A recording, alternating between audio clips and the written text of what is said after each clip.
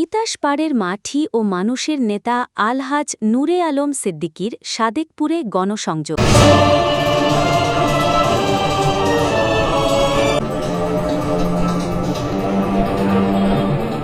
রাষ্ট্র কাঠামো মেরামতের ৩১ দফা নিয়ে সাধারণ মানুষের মাঝে একাদশ জাতীয় সংসদ নির্বাচনকে সামনে রেখে ব্রাহ্মণবাড়িয়া ৩ সদর ও বিজয়নগর আসনের নমিনেশন প্রত্যাশী এবং জেলা বিএনপির যুগ্ম সাধারণ সম্পাদক আলহাজ নূরে আলম সিদ্দিকী গতকাল ২ অক্টোবর ২০২৫ তারিখে সাদেকপুর ইউনিয়নের বিভিন্ন এলাকায় ব্যাপক গণসংযোগ করেছেন।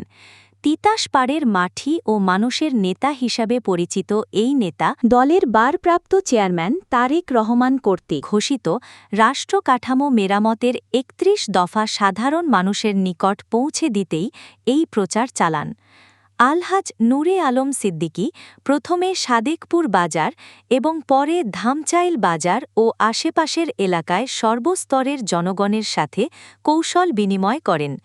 এ সময় তিনি বিএনপির ঘোষিত ৩১ দফা কর্মসূচির গুরুত্ব সাধারণ মানুষকে বুঝিয়ে দেন এবং এর মাধ্যমে দেশের সার্বিক কল্যাণে দল কীভাবে কাজ করতে চায় তা তুলে ধরেন। সাধারণ মানুষ মনোযোগ সহকারে তার কথা শোনেন এবং অনেকেই তাকে সমর্থন জানান। গণসংযোগকালে সিদ্দিকী তার নির্বাচনী এলাকার জনগণের কাছে নিজেকে নমিনেশন পাওয়ার যোগ্য প্রার্থী হিসেবে তুলে ধরেন। তিনি দৃঢ়তার সাথে বলেন, এলাকার জনগণের জন্য তার অনেক কিছু দেওয়ার আছে এবং তিনি এই অঞ্চলের উন্নয়নে নিজেকে নিবেদিত করতে চান। এ কারণেই তিনি দলের কাছে ব্রাহ্মণবাড়িয়া ৩ আসনে নমিনেশন প্রত্যাশা করেন। তিনি বলেন, যদি দল তাকে সুযোগ দেয় তবে তিনি জনগণের আস্থা ও বিশ্বাস রক্ষা করে এই অঞ্চলের আর্থসামাজিক উন্নয়নে গুরুত্বপূর্ণ ভূমিকা পালন করবেন। এই গণসংযোগে তার সাথে জেলা ও উপজেলা বিএনপি এবং এর অঙ্গ সংগঠনের উল্লেখযোগ্য সংখ্যক নেতাকর্মী উপস্থিত ছিলেন।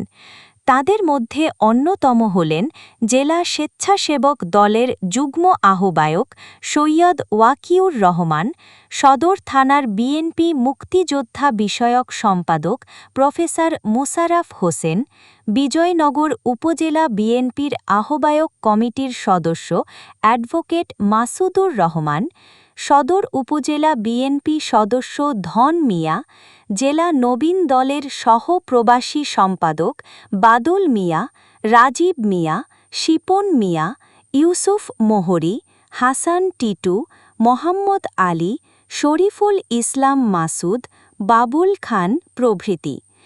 এই গণসংযোগের মাধ্যমে আলহাজ নূরে আলম সিদ্দিকী একদিকে যেমন দলের বার্তা সাধারণের কাছে পৌঁছে দিলেন, অন্যদিকে তার নির্বাচনী প্রস্তুতি এবং প্রার্থিতার বিষয়টিও স্পষ্ট করে তুললেন।